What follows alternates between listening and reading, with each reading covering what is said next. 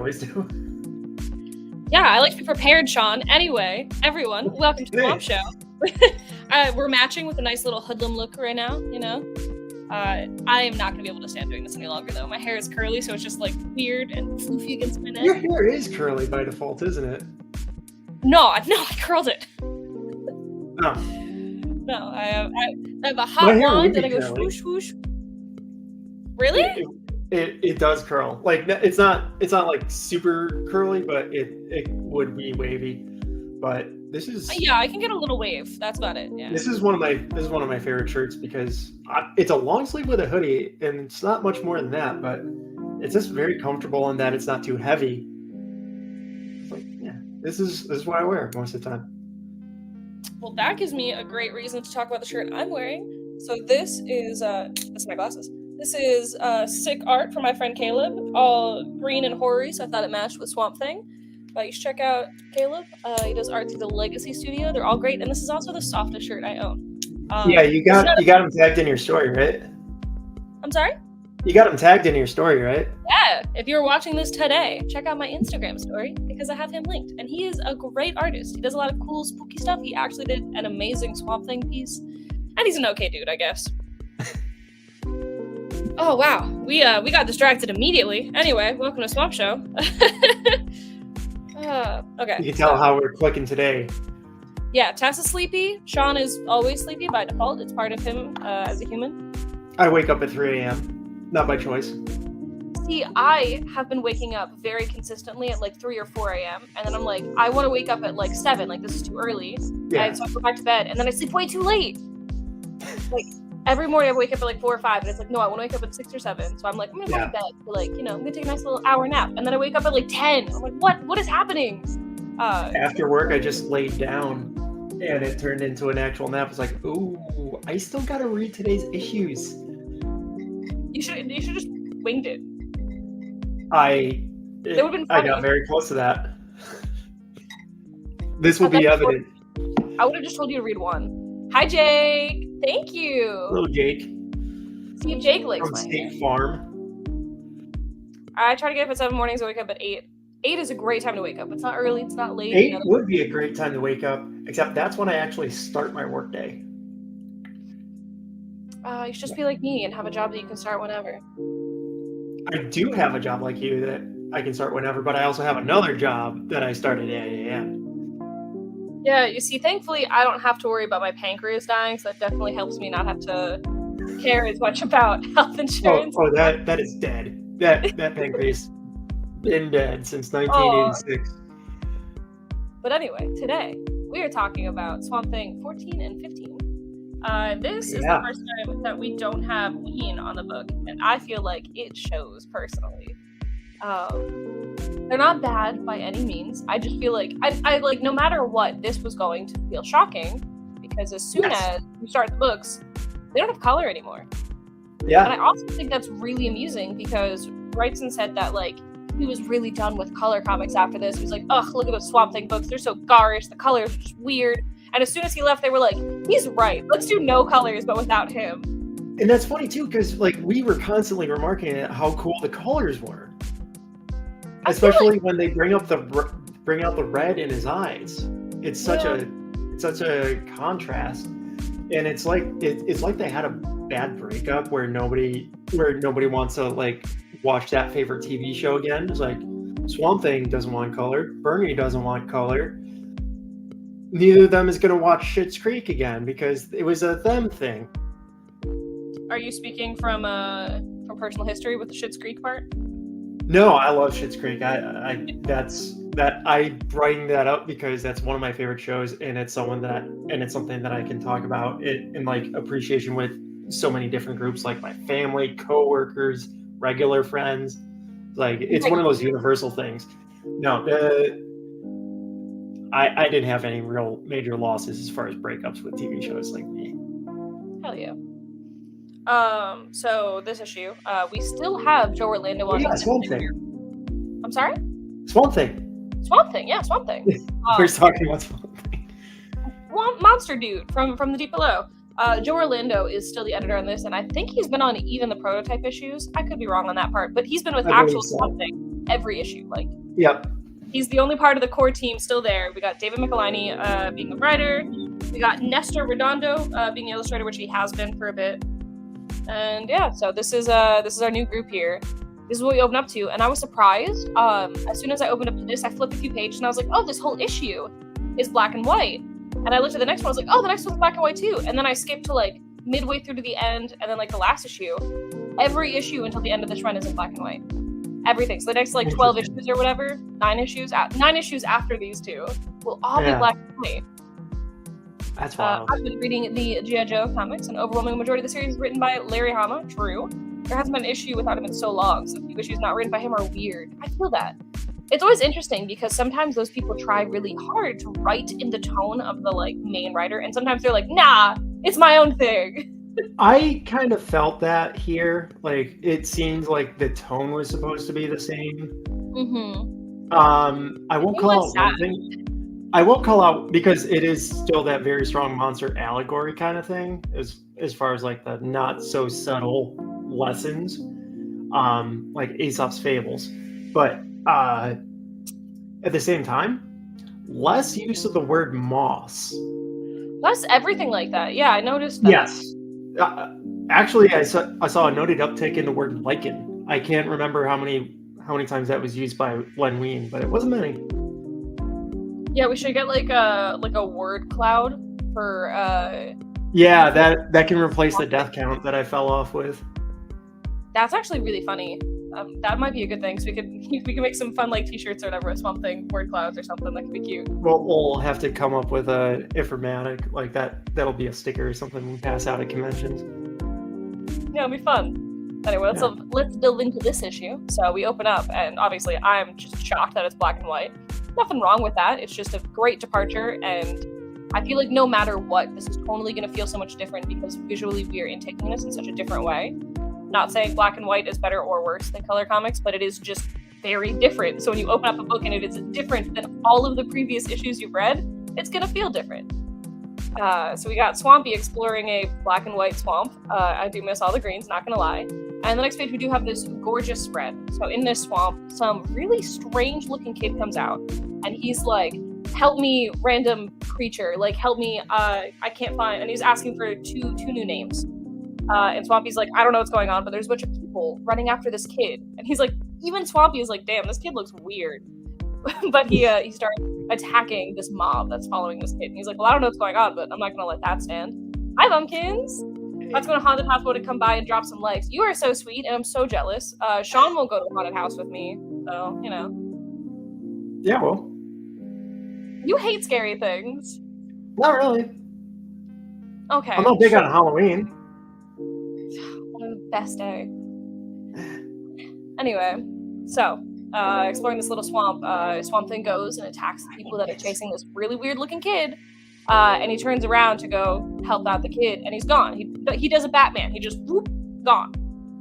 And we kind of get a little, I guess, a flashback to what's actually been going on. And so the town has these 3 weird looking kids, and there's also been a bunch of weird illnesses going on in the town, and just a lot of deaths. And it's only been since these kids have arrived. So they're like, man, I knew these weird looking kids were weirdos. These freaks, like, there's something that they're doing. They're cursing our town. They're bringing a plague upon our people. And so, you know, like people do, they're like chasing out these kids.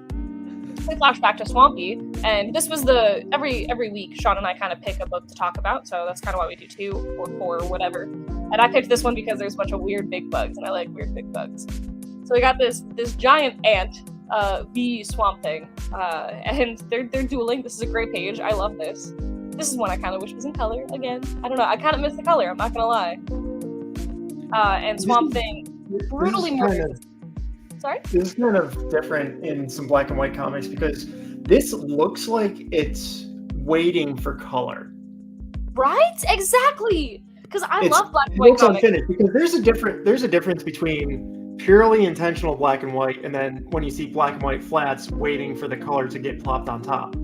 There's not really any grayscale. Like there's not really any like halftones or anything. Yeah. And because I was hearkening this to like the Bronze Age Marvel horror mags, thinking about like Savage Tales and stuff like that.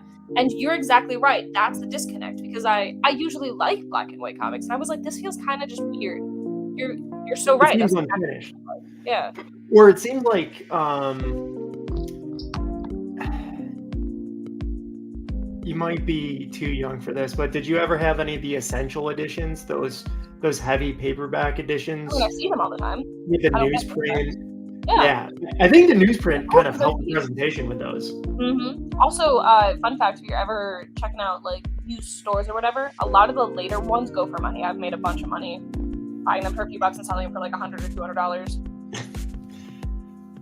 Batman and crossover with Michael Myers. Jake, I've never seen a Halloween Michael Myers movie. Yeah, but you love scary things, apparently. I didn't say I love them. I said I like haunted house kind of things. See, Ryan won't do any with me. He's too chicken. And Colin won't, because Colin will accidentally... Because Colin will activate his violence receptors. Yeah. So, I mean, I'll do it. I got Will to go to one with me last year. We went to like an old lumber yard. I don't know, it was weird, and it wasn't like really scary, but it was fun. You know, it wasn't even a setup. It was just an old lumber yard. Yeah, we're checking out some trees. It was scary. Actually, I mean, legitimately, if you were like, ooh, haunted walk in the woods, like that would just be scary, just walking in the woods at night.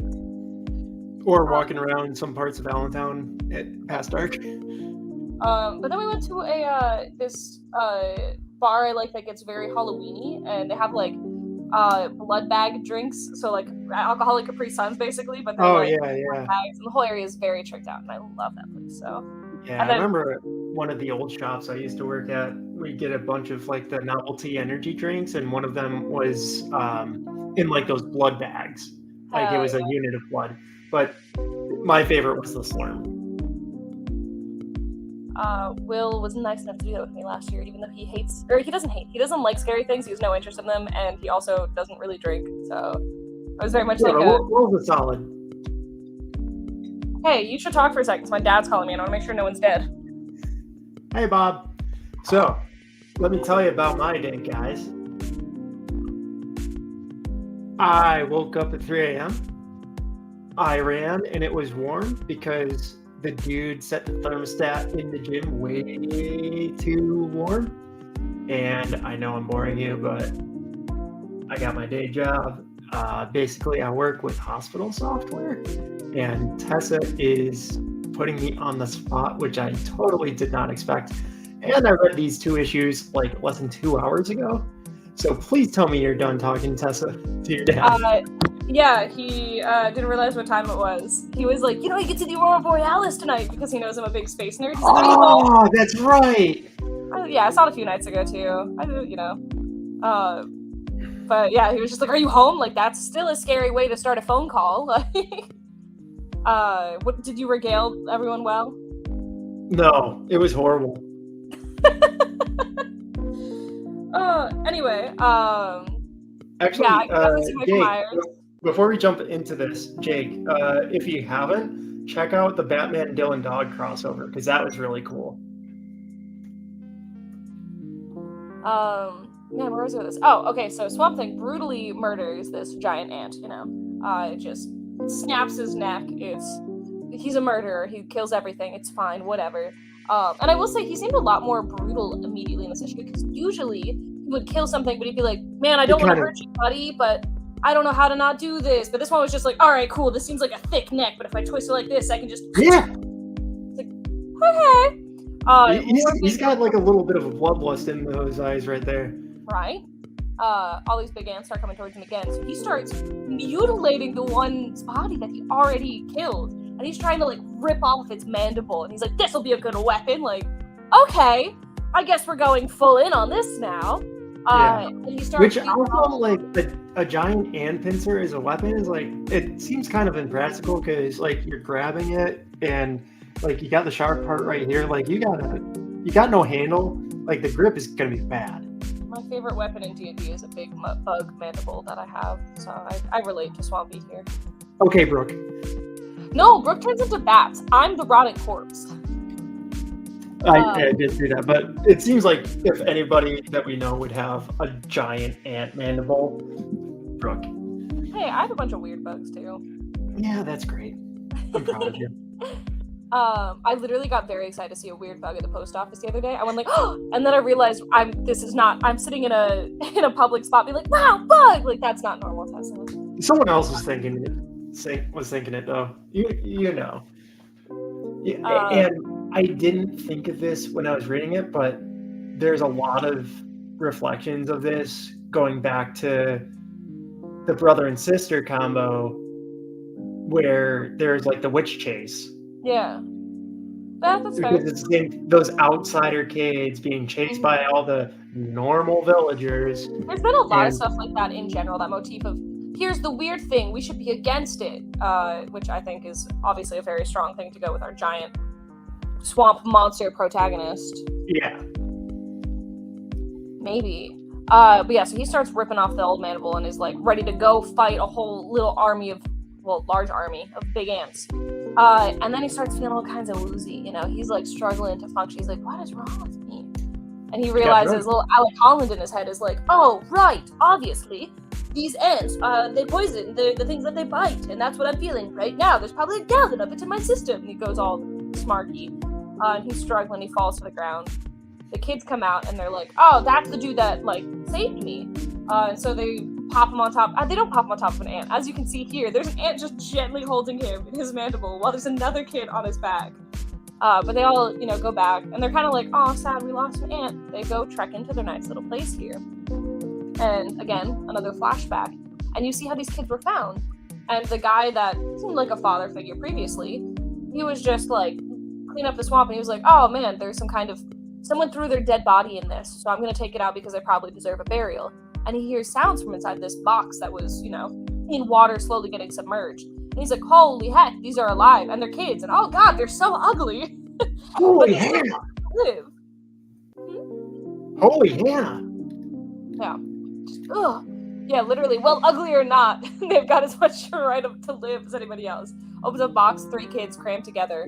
But he does mix a large container that contains chemicals that have poisoned the water, which is why the town has been experiencing so many weird illnesses and diseases, as you can see here. Sure, it happened at the same time, has nothing to do with these kids. And then, of course, the kids get chased out of the town, you know, and they end up living in this swampy area. And as you can see here, they kind of have a beautiful life, you know, them and that random found family father figure. They make nice little cabins, they're having fun together. And it also says that they start getting, like, powers. I think that's on this page. Yeah, okay, so, mental gifts they possess, telekinesis, empathy. I guess that's a superpower now. Yeah, that annoys me a little, but you know, in the context, it means like they actually can feel the emotions of others. But just like honestly, at this point, that'd be a superpower nowadays. And empathy is pretty much a superpower. Oh, but yeah, they can also kind of sculpt nature to their way. They can kind of like control elements slightly, and you can also see all these weird reptiles and weird swamp creatures that seem like it's probably from these chemicals. Yeah, that one bird looks like a pterodactyl almost. Very. They seem very like prehistoric in nature. Mm-hmm, mm-hmm. And Swamp Thing was hoping to get a hold of these chemicals to think that maybe if he could reverse this, he could synthesize something that would make him return to his human self. I want to pause for a second because you know that crocodile is about to eat that little deer. No, they're friends. They're partying. It looks like he's telling a joke. And then I said to him. But yeah, there's one kid in the town that the kids are friends with. His name's Jimbo, you know, and he's a normal kid and he's friends with the weird kids and they just have a good time. They're just kids being kids. And his dad is some member of authority in this town. I think it was mayor, but I could be wrong. But, you know, the members of the town are like, everyone's dying, like, we need to get rid of these kids, so we're gonna go burn down the place they live in, the swamp, even though they're outside of the town now. Crazy. And so this kid is like, I gotta go warn them, obviously, so he's running in there to go and help them. And these are the people that are just burning down the tree, burning down everything that they live in, this whole area. But they don't know that Jimbo is the only one in that living area right now, because he went to warn them and he was like, they're not here. I'll just sit here and wait until they get back. And so they're basically only going through this crazy thing to burn alive one normal child, obviously unknowingly. And the little girl, Swampy tries to save Jim on his own, but he can't. Fire is a little bit of a weakness for him, so he can't really get through the flames. And so the little girl is like, pop me on your back, we can save him together, we gotta go right now, come on. And so she like kind of controls the flames enough that they can get through, and everyone's struggling, and she's like, hey, you can't carry both of us at a time, go take Jim out of here, you can come back for me. And she could clearly only hold the fire for a little bit longer, so he does that, but she's overtaken by the flames and she passes away. And you can see her two ugly ass brothers here crying. And the Jimbo's dad is just like, she knew that she was sacrificing herself for him. She knew that he couldn't make it out of there. She just saved a kid's life, and we just murdered a child. They're just kids. And Swampy's kind of like, wow, it's way too late for you to have that realization. A kid died. And he goes up to the two kids and he's like, I'm so sorry for your loss. That's totally my fault. I'm so sorry. Is there anything I can do for you? And cute little Jim is like, he can live with us, Dad. And he's like, well, I don't know about that, sonny boy. I just kind of killed your sister, but I'm not gonna help you that much. What would the neighbors think? Even though I just murdered a child, that's what you should be concerned about, the neighbors thinking. You might. But he's like, why? Literally says, we can build them a little house outside of town, I'm pretty sure. So it's still, you're not really gonna be a part of the town. And I do really like the way that this closes up. It says, but we'll build them a nice little cabin, all on their own, right outside of town.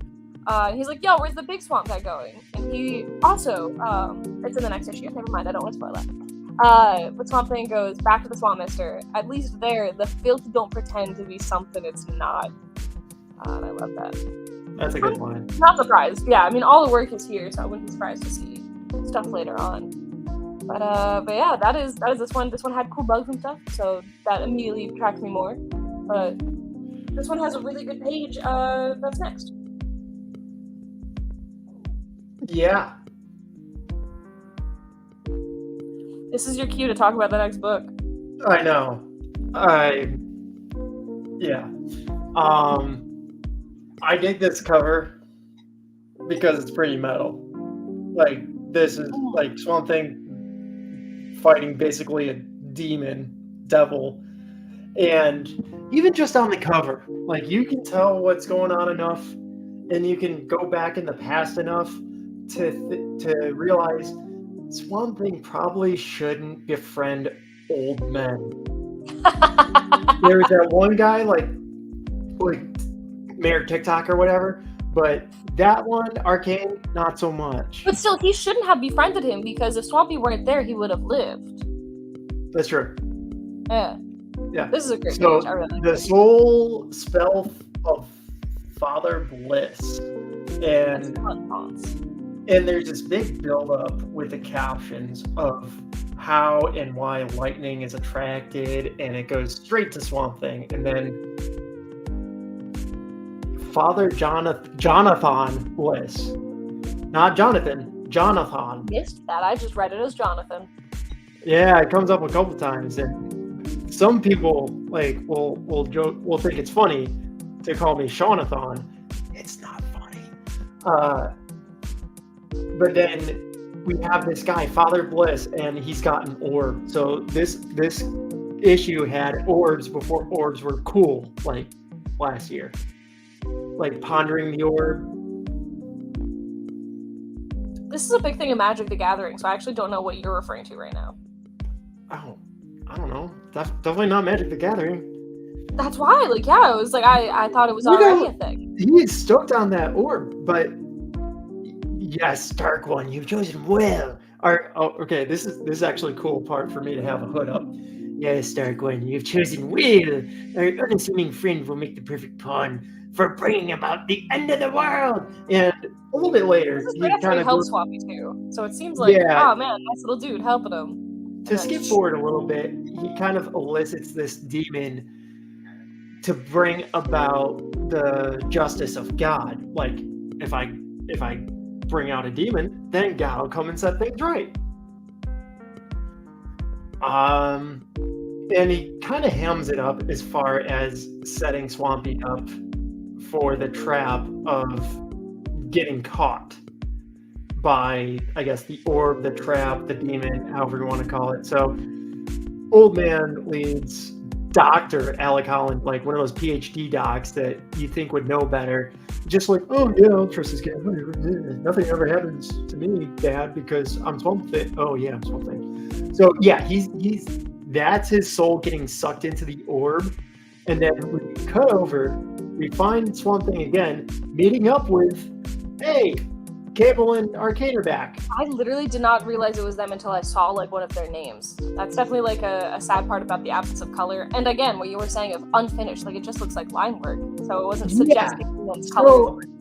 You can kind of pick on it a little bit with like the highlights in Abigail's hair, but I still think that's just normal. Like that doesn't really look like Cable. But we also had Cable kind of change actors, as it were, stylistically, with Nestor Redondo coming on board, and they hired this dude Luke to help track down Swamp Thing. But now Swamp Thing is kind of possessed in a sense, to the point where he's not even. He speaks. He's speaking in this. He's speaking fully, like not just in those. And loudly and confidently, it seems like, you know? Yeah, like this would be the kind of thing to see those colorized word balloons, because those popped out so well. I think there's a frame a little bit later where I think Cable looks a little bit more like he did, at least in the pencils, like here a little bit, but he talks like the Hulk. He talks like the Hulk, because the Hulk talks like a caveman, right? Like he's supposed to seem stupid, so he's just like, me, Hulk, I, smash. Swamp Thing is more like, I have the words here, but I'm just struggling to verbalize. Like it's more like speaking.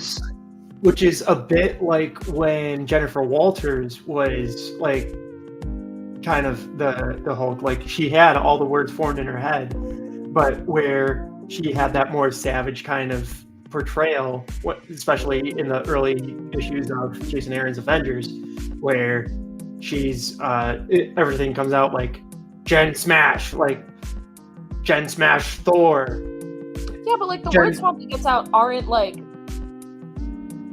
stupefied, like smaller words. Like it's more just like he's just trying to use it. I think it's more in effect. Like everything in the brain is going full speed, but to try and push everything out, it's stunted. So in Swamp Thing, like, his body is like plant matter, so it's not meant to speak. So he's like forcing it through. So it's not like anything is losing a disconnect of what comes out. Trying to get the words out, and Jen is this like savage She-Hulk, if you want to call it that. Yeah, there's actually like a disconnect between mouth and brain there, I feel like. I think it's the same kind of thing with a different motive or motivation.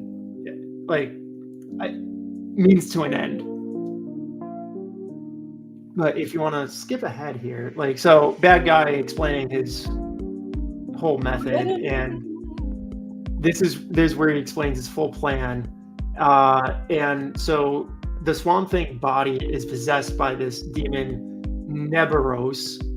I like that his posture and the way he moves is immediately different. That's a very that's a good play. I'm a sucker for that. That's one of the many reasons why I love All Star Superman.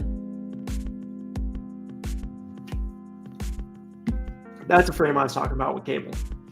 But yeah, he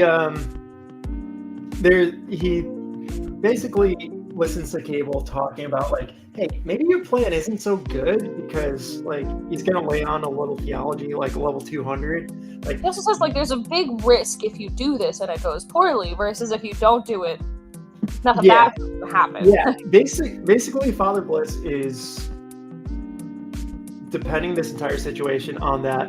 Well, if it's not meant for me to take over Swamp Thing's body, then strike me dead right now. Like, you know, like if I'm not intended, if I'm, it's one of those ridiculous things that you say in knowing it's not going to happen. It's like, hey, the odds are not that good there.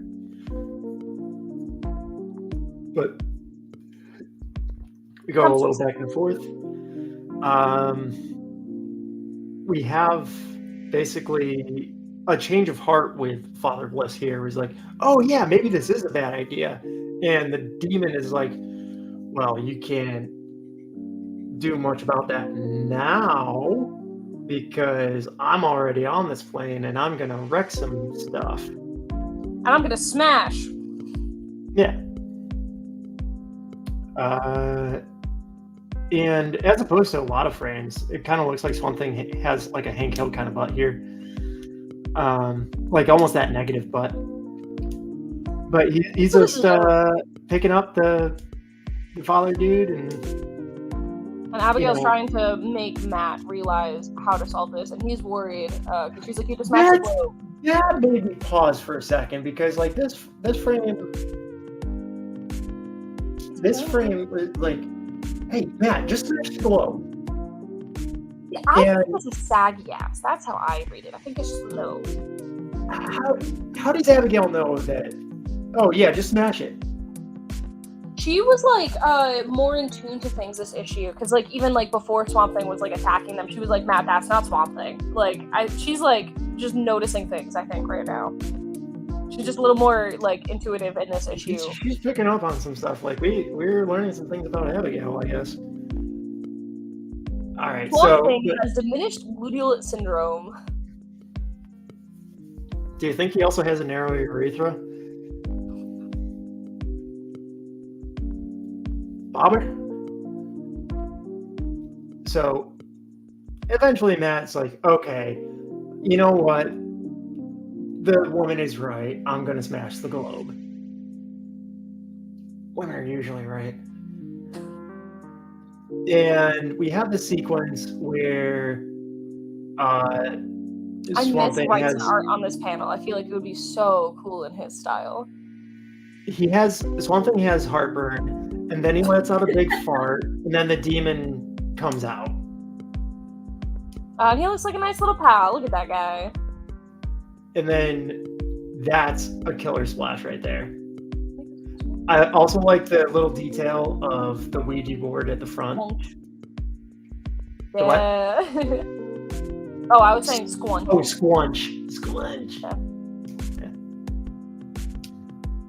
And then we have the face off, but the corporeal body of the demon at this point is not long for our plane of existence, so he balks Swamp Thing, and then basically he's dissolving, and because he's trying to take over. Like, you can use me, like just take me instead. Yeah, I wish I had the forethought to actually ask you to put the frame up, but there's one frame where it looks like it's kind of like sucking the soul out, like it was Shang Tsung in Mortal Kombat. The only reason I didn't do that one is just it was an awkward size to fit in, but I thought about it. Yeah. But basically, and he's kind of like, okay, sure, I'll use you, old man, whatever. But as soon as he gets in there, oh yeah, it's an old man. Maybe this wasn't a good idea. Yeah, like, oh man, I'm too powerful is how they roll with it. He's like, oh my god, my power is but he's too like, fast for this man. Oh, it's too late for me now. It's like, all right, sure. But that is a really cool panel. I really like him melting out of a man's skull, easing out of like scooping skin. I'm into it. I like it. Gross. Yeah, it's kind of like in RoboCop, the melting scene. So our characters make their escape. Luke doesn't, but he just debuted this issue, so you knew he wasn't going to make it that long. So it's just Swamp Thing, Abigail, and Matt. The way Swamp Thing works is if someone survives one issue, they're gonna be here for a while. That's it. Like, there's no in between. There's no like. I guess there's been like those kids in that one issue where they've been in one issue, but usually it's they die that issue where they keep coming back. Yeah, and then with the whisper that might be a sigh, the earth shrugs, the time-worn edifice crumbles, and the legacy of Father Jonathan Bliss becomes a clutter of ribbled granite and dreams. Not as strong a finish as the last issue. Yeah. Not on the nose. But also, like, I feel like all the the big words definitely feel from a lack of color, and I think that is, again, going back to, you're right, I think it looks unfinished. Yeah. Like, there's not a lot of like contrast between that for that last panel. Like, it's kind of like, here's some, like, it doesn't make sense. Yeah, it's just kind of like, well, what's okay, cool. But another thing to note is Bolt is in this issue too, and Ryan is in the chat. Hello, Ryan. Chat. Ryan, we're almost done. You barely got in here. Thank you. Yeah, we really haphazard this one, Ryan. But Bolt I did great. Don't let him say anything. I did great. I only had one phone call. Yeah, I had to cover while Tessa took a phone call. I'm sure you did great. Bolt is in this issue, but he takes off on his own. I think the difference is that those are usually really affordable. Yeah, that's like, if you're just giving people a cheap way to be able to read old classic books, I think that's great. Yeah. Bolt is in this issue. He sets on his own to look for. Who is Bolt? Is that someone we should have known from before? Yeah, he's actually referred to as the black guy in here. Like, he was in the facility where put an emphasis on, like, Bolt, and I was just like, I feel like I'm supposed to know who this is, and I meant to. Yeah, but at one point he sets out on his own because he's frustrated from staying in the same spot to try and look for Swamp Thing.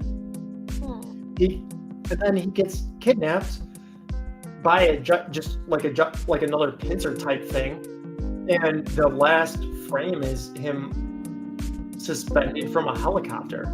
Yep, that's my fault. I didn't include that because I was like, I don't know who that is. I don't know what's going on. So it's right underneath this. This is the end of this story, but then there's like a little epilogue, and we get to see like, oh, you don't have to go looking for Bolt because he's hanging from a helicopter, and that's our cliffhanger to pick up on the next issue. But I was like, who's Bolt? What's happening? What's going on? Oh, you guys are both walking together. That's so cute. Random walkings. Oh, hold on. There we go. Oh, perfect. I mean, honestly, that is pretty much exactly what it looked like. Yeah, like the head was filled in. That's pretty much it. Again, it feels really obvious since it switches from color to black and white, but I felt like this was a huge departure from the previous stuff. Swamp Thing doesn't feel so tortured. He doesn't feel so sad, and like every decision weighs more on aggressive. More aggressive. Yeah, but without, like, he was often aggressive, like, while his actions would be something harsh, like killing a bear, in his mind you would see him thinking like, I'm sorry, I don't want to do this, I wish there was come on, bear, I'm sorry, buddy. Yeah, like this is the only way to save the man, I have to do it. I know this is your like intuition, your impulse, but I don't want to do this. And that ant is like, all right, this is a big ant, guess I'm gonna kill it. And then mutilate its body afterwards, go kill some other words. Let's go, guys. Woo! Like, what? You're in their territory. What are you doing? But yeah, and like you were saying, you made it finally click in my head because I was like, I don't understand why I don't really like this art, because it's not bad, and I don't dislike black and white art, but it does just feel unfinished. Like you hit on the nail. Yeah. Looks like I'm looking at line work. Yeah, which it's cool to appreciate on its own to see it in process, but it's not what you expect when you're reading a whole story. Felt very, very sudden. Yeah, so this was by no means like bad. It was just, it kind of removed a lot of things that I really like about Swamp Thing. I like how you can tell that it's a different creative team. It feels like they don't have like the heart of Swamp Thing in the same place. Yeah, but at the same time, I think maybe this is a necessary step, and I might have touched upon this already, but if it was say Wein and Wrightson for 15 years straight, we probably wouldn't have gotten Alan Moore on. Oh, sure, really move things up. The best part about comics is that you get to have, like Marvel DC books, is that you get to have all these different people playing with the same characters in the same places. Like, I think that's so fun. So, besides Swamp Thing, because we're going to get into this, like, I think we're kind of dedicating ourselves to this character. What's another run where you can appreciate multiple creative runs on the character and each one's take? I mean, I think that's gonna be like pretty much every Marvel DC character. Like I'm thinking like Wonder Woman, you got Perez, you got Rucka, you got Simone. Obviously Batman has so many that I'm not gonna try doing that one. Do you have a favorite? For Batman? No, for like a character that has those stylistically different kind of creative teams. I don't know if I've read enough of any character that I feel like I have one. I mean, that was one of the reasons I was so drawn to this, because you have so many, and I mean, Alan Moore does have like a really large stake of it, but I thought that, that was a very interesting, I don't know, I like these like smaller DC characters. Like I really like the creepers, all that kind of stuff.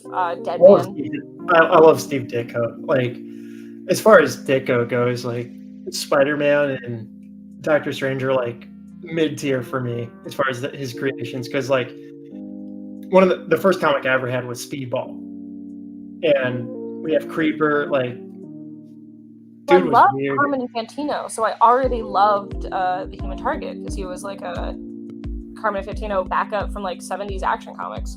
And I love King and I love Smallwood, so like when that was happening, it was just like, oh my gosh, like did somebody read my brain and was like, this is something for Tessa? Like, I still need to read that run because I've been waiting for it to just be printed in a single volume.